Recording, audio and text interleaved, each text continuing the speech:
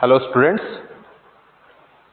So in today's lecture we will cover FCIP protocol.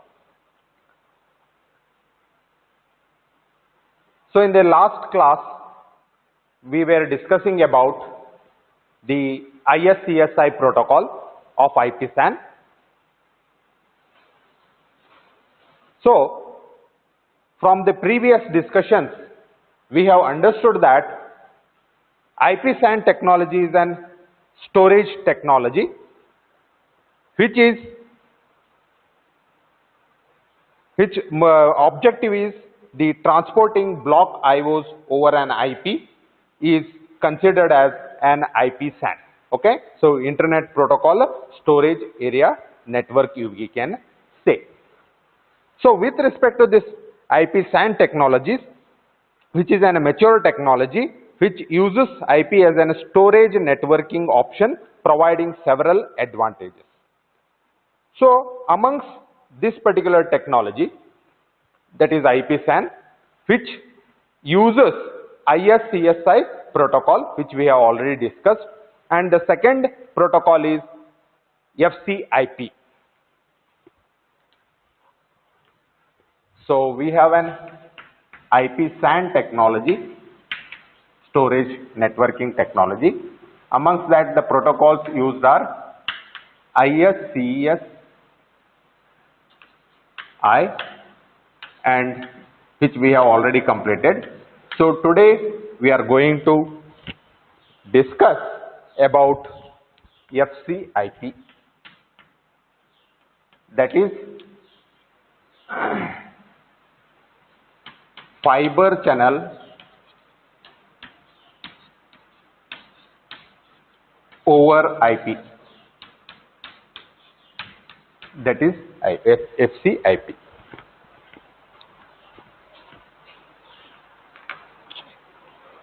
So as we already know that this IP-SAN technology consists of two protocols, ISCSI. So ISCSI means what? What is the full form of this? Full form of this is Internet Small Computer System Interface, and FCIP is, F means fiber channel over IP. So that is Internet, IP means Internet Protocol. So this is FCIP.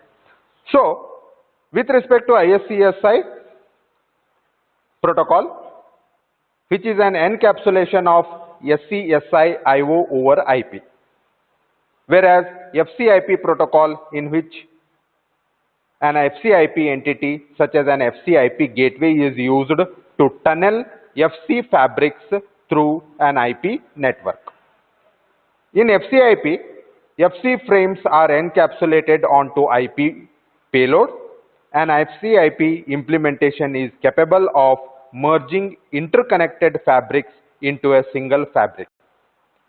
Frequently, only a small subset of nodes at either end require connectivity across fabrics. So this major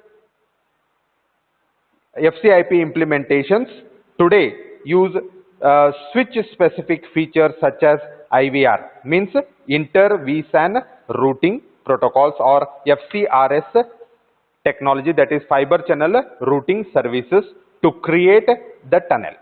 So in this manner, traffic may be routed between specific nodes without actually merging the fabrics. So with respect to the FCIP protocol is concerned, let us put more light on this FCIP protocol. So let us go through this, the first slide. So till that, just I will explain, I will give you the in-depth of this FCIP. So as I have already discussed, FCIP is fiber channel over Internet Protocol, IP. So FC-SAN provides a high performance, FC means fiber channel. FC-SAN provides an high performance infrastructure for localized data movement. Organizations are now looking for ways to transport data over a long distance between their disparate SANs at a multiple geographical locations.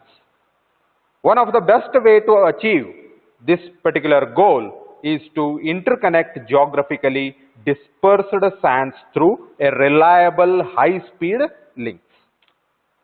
This approach involves transporting the fiber channel block data over IP infrastructure.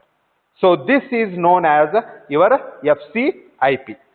So FCIP, okay, is an IP based protocol that is used to connect distributed FC SAN islands. Okay, so this is what the FCIP is.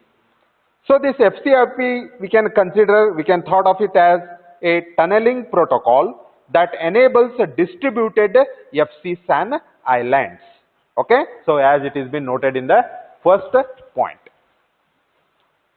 So this FCIP standard has rapidly gained acceptance as a manageable, cost-effective way to blend the best of the two worlds, or two what you can say the technologies you can say. That is, first one is FC SAN and also the widely deployed IP infrastructure.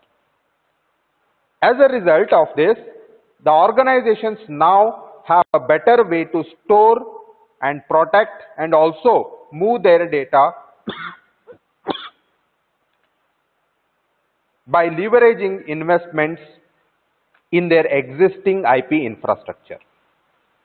FCIP is extensively used in disaster recovery implementations in which data is duplicated to the storage located at a remote site. So it combines advantages of fiber channel and the IP, enables distributed FC SAN islands as we have already discussed. It creates a virtual FC links over existing IP network that is used to transport FC data between different FC SANs. And also FC encapsulates FC frames into an IP packet. So this we will discuss now. It is extensively used in disaster recovery implementations in which data is duplicated to the storage located to a remote site. So in a nutshell, we can say that this FCIP might require high network bandwidth when replicating or backing up the data. FCIP does not handle data traffic throttling or flow control. These are controlled by the communicating fiber channel switches and devices within a fabric. So now let us put more light on how this FCIP protocol stack looks like.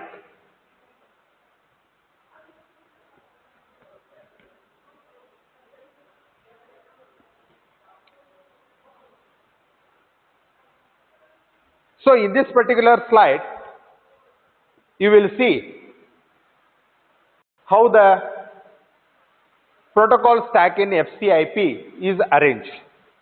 So we have almost 7 layers here. We have physical media from bottom, physical media. We have an IP layer, we have TCP layer. Above that we have FCIP layer. Above that we have FCP layer, and above that we have SCSI command data and status layer, and finally at the top we have an application layer. So togetherly your application, SCSI command, data and status layer, FCP layer togetherly forms your fiber channel frame. And the next three, that is FCIP layer, TCP and IP, forms, or what you can say, it encapsulates the FC frame into an IP. Okay, so this is how the thing is. So let us discuss more about this particular protocol structure. So FCIP protocol, let us start with application layer. So applications in this case generate SCSI commands. What is this SCSI command? SCSI means what? SCSI means small computer system interface commands. That we have already, this particular keyword we have already come across in ISCSI protocol. So this application generate SCSI commands and data which are processed by various layers of the protocol stack. So in this case, application layer's responsibility is to generate SCSI commands. Okay, means take the input or commands from the user. That is the requirement. That is what the at the higher level. That is an application layer objective. The upper layer protocol SCSI, that is the next to application layer. SCSI includes the SCSI driver program that executes the read and write commands. Below the SCSI layer, we have fiber channel protocol, that is FCP. Okay, so what the SCSI layer does? This SCSI layer, it is nothing but it's a driver program which executes the read and write SCSI commands. Then the next layer is FCP. So this is an fiber channel protocol layer which simplify a fiber channel frame whose payload is SCSI. Okay, so payload is in SCSI. So simplification of that payload is what it is being done at FCP layer.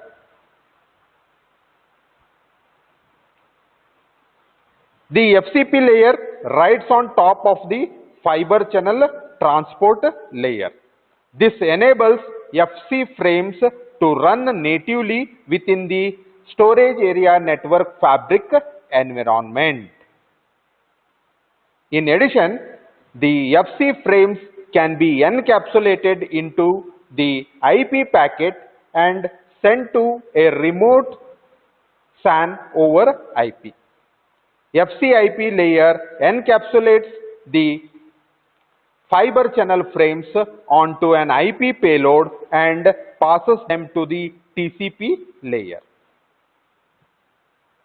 Then finally, the TCP and IP are used for transporting the encapsulated information across Ethernet, wireless or other media that support the TCP/IP traffic. Okay, so this is how these particular layers are organized. So this is just any physical media that may be an Ethernet or wireless or any other media that supports the TCP/IP network. Okay, so this is the physical media. Okay, so above that all those are the protocol's responsibility. So these were the 7 layers that is been put into form an FCIP protocol stack. So let us have a look at these particular layers once again. So let us look at the slides here. Application layer, it generates the SCSI commands and data. Upper layer protocol, that is your SCSI, second layer next to application protocol. So this SCSI includes the SCSI driver program to perform read and write operations. Next comes your FCP, that is fiber channel protocol layer, which enables the FC frames to run natively within a SAN fabric environment. Okay, so it creates an SAN fabric environment. Then finally, the next one is FCIP layer, which encapsulates the fiber channel frame. So as I have told, this First top three layers forms an FC frame, and next this frame is been encapsulated. Okay, so FCIP layer encapsulates the fiber channel frame onto an IP payload and passes them to the TCP layer. So TCP and IP are used for these TCP and IP is used for transport protocols in this particular case.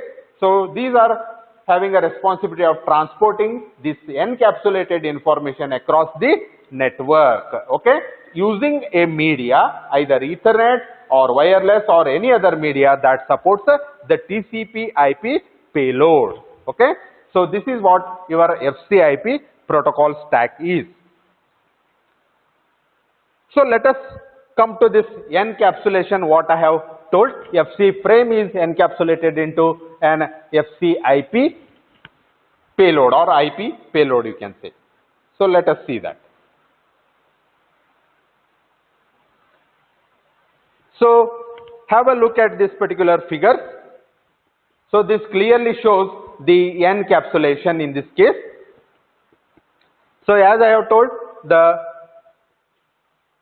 FC payload, let us see, that is the first three layer FC frame.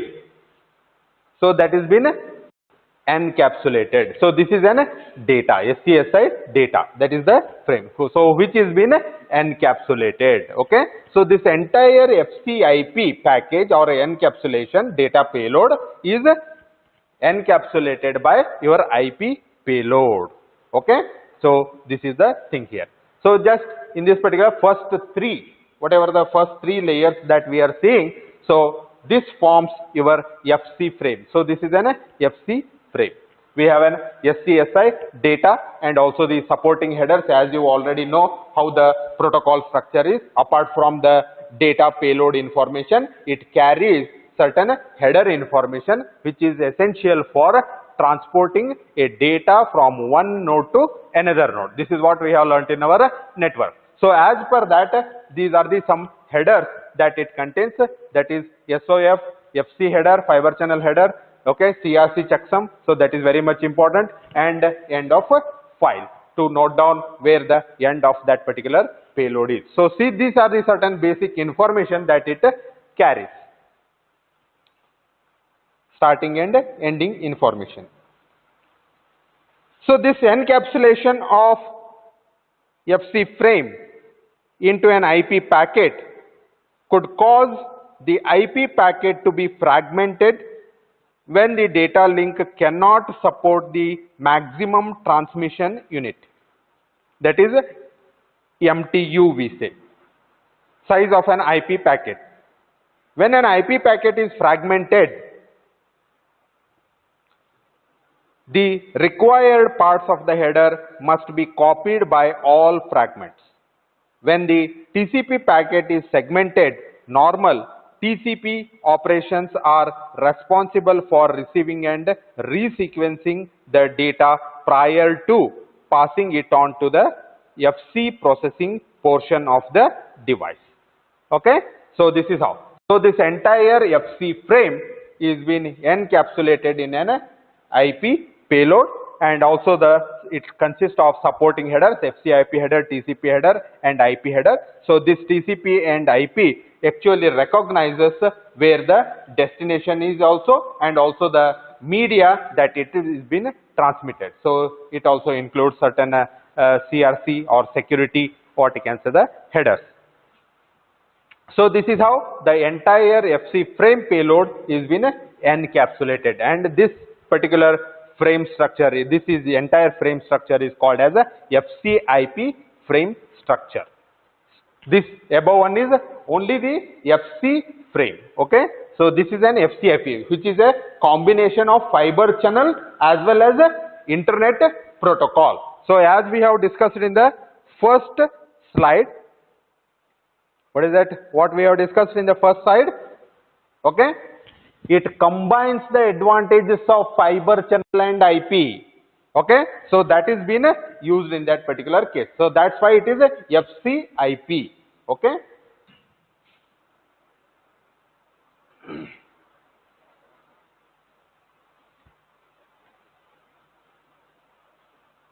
Okay.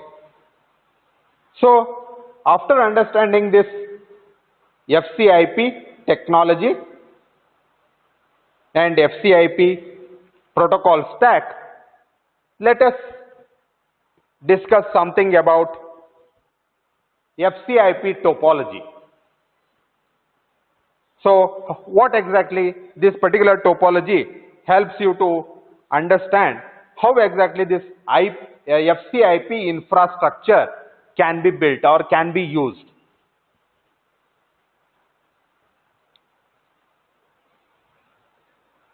So let us look at this particular figure.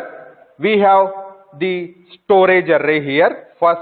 So there are two storage arrays that are there, and then as per the FCSAN, what you can say, the network, we have certain servers are there,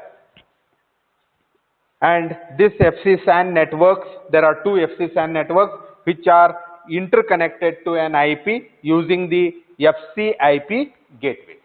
Okay, so very simple, what you can say, the topological architecture in this particular case. So the main part in this particular case is how this FCIP gateway manages this particular FCIP transfer, that is fiber channel over IP operation. Okay.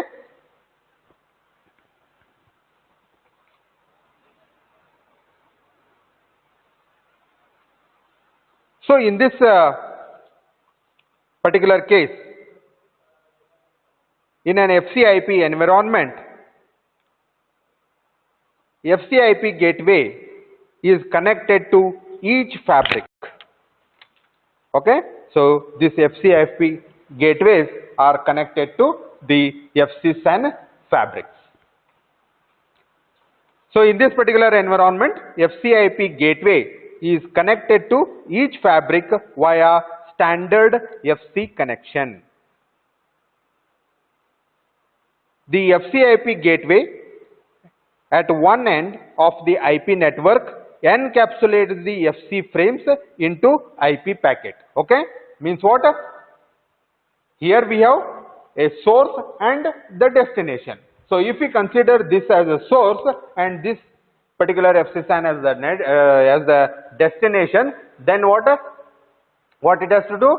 The FCIP gateway connected to each fabric via standard mode, and this gateway encapsulates FC frames into an IP packet. Okay, so users data is being encapsulated into an FC frame. Okay, so that is the responsibility of this particular gateway, that is encapsulation of FC frames. Okay, so that's where the FCIP gateway plays an important role. So FCIP gateway at one end of the IP network, let us say instead of one end, we will consider it as a source. So at the source, the IP network encapsulates the FC frames into an IP packets at the source side. The gateway at the other end removes the IP wrapper and sends the FC data to the next, that is layer 2 fabric. Okay, so if this particular source FCIP gateway's responsibility is to encapsulate the data or a payload, then the other side, the destination's FCIP gateway's responsibility is to unwrap and transmit it to the application layer. Okay, or to the user, you can say. So this is how what I can say, the FCIP plays a very important role in this FCIP topology. So the gateway at the other end removes the IP wrapper and sends the FC data to the layer 2 fabric. The fabric treats these gateways as layer 2 fabric switches. An IP address is assigned to the port on the gateway which is connected to an IP network. After the IP connectivity is established, the nodes in the two independent fabrics can communicate with each other. Okay, So once the IP connectivity is established between the fabrics, means FCSAN storage devices, the two nodes are independent of fabrics and can communicate with each other directly. Okay, so this is a simple what you can say the topology that we can consider with respect to the IP SAN is concerned, or what you can say FC IP is concerned.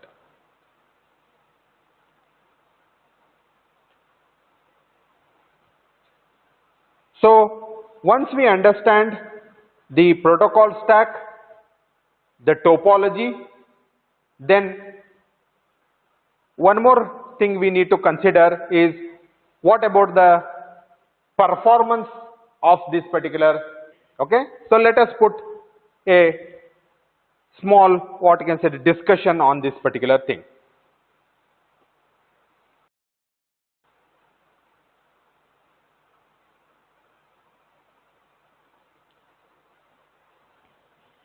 So now we will discuss about this performance and security aspects of FCIP.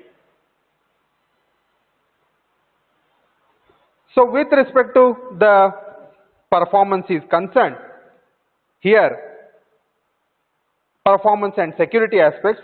So performance, your reliability and security will always be taken into consideration when implementing the storage solutions. Okay, so these are the primary considerations, that is performance, security and the reliability aspects. The implementation of FCIP is also subject to the same considerations. Okay, so these were the three parameters on which the quality of our storage networks is been analyzed, that are performance, reliability and the security. And reliability is also very important when it comes to an hardware manufacturing is concerned or hardware device is concerned. From the perspective of performance,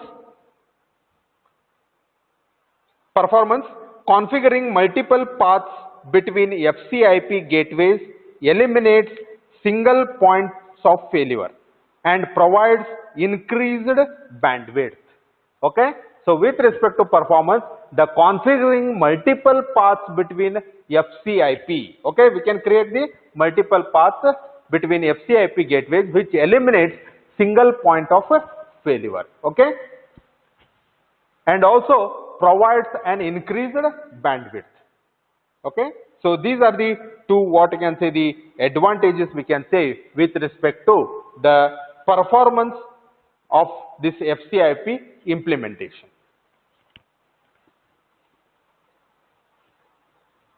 In a scenario of extended distance, the IP network might be a bottleneck if sufficient bandwidth is not available. In addition, because FCIP creates a unified fabric, disruption in the underlying IP network can cause instabilities in the SAN environment. These instabilities include a segmented fabric, excessive RSCNs and host timeouts. Okay, so these are the certain drawbacks you can consider. The vendors of FC switches have recognized some of the drawbacks related to FCIP and have implemented features to enhance stability, such as capability to segregate the FCIP traffic into a separate virtual fabric. So virtual fabric is an advancement to FCIP we can say. Okay, so let us restrict ourselves to FCIP right now as per your syllabus is concerned. Then coming to the security aspect of this FCIP, which is also an important consideration for an FCIP solution, because the data is transmitted over public IP channels. Okay, so if we are communicating over an public channels, then definitely this security feature becomes more important. So with respect to that particular thing, various security options are available to protect the data based on the router's support. So router configuration is very important to support or to provide the security features. So one such solution in this particular case is IPsec. IPsec is one such security measure that can be implemented in an FCIP environment. So IPsec means IP Internet Protocol Security. Okay. So this is a standard. So what exactly, let us define what exactly this IPsec. Okay. So this IPsec is nothing but IP security.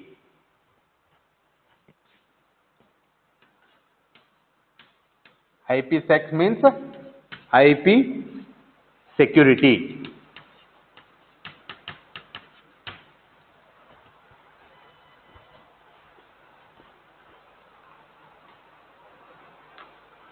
So IP security is an Internet Engineering Task Force standard. It is defined by Internet Engineering Task Force, IETF. Okay. So this is one of the organization that defines the network standards for the protocol.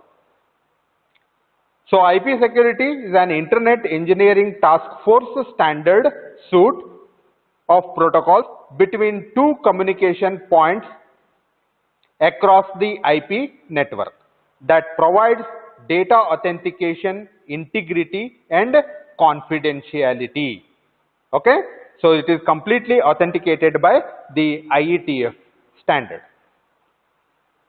It also defines the encrypted, decrypted and authenticated packets. Okay. So all these, whatever the terms that we have discussed, it comes under the security aspect. So those standards has been defined by IETF.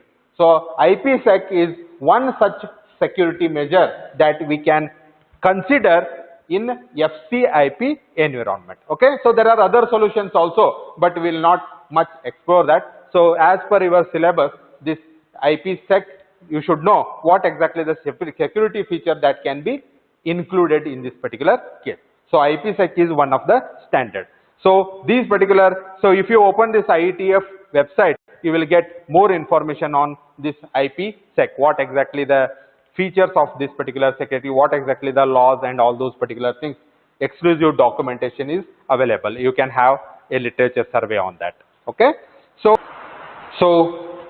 in a nutshell, we can conclude this ISCSI and FCIP protocols as what we can say is that IPSAN has enabled the IT organizations to adopt storage networking infrastructure at reasonable costs. Storage networks can now be geographically distributed with the help of the IPSAN technology, which enhances the storage utilization across enterprises. FCIP has merged as a solution for implementing viable business continuity across data centers. Because of IPSANs are based on standard IP protocols, the concepts, security mechanisms and management tools are familiar to network administrators. This has enabled the rapid adoption of IPSAN in organizations. So this particular unit detailed the two IPSAN technologies, that is ISCSI, which is nothing but Internet Small Computer System Interface, and the second one is FCIP, that is Fiber Channel over IP. So this particular sections detailed the emerging technology, that is FCOE technology, which is not there for your syllabus. Okay. So this is the summary of this ISCSI and FCIP. So with this, we will wind up today's session, and let us continue with the network storage array, which is part of this third unit from the next class onwards. Thank you very much.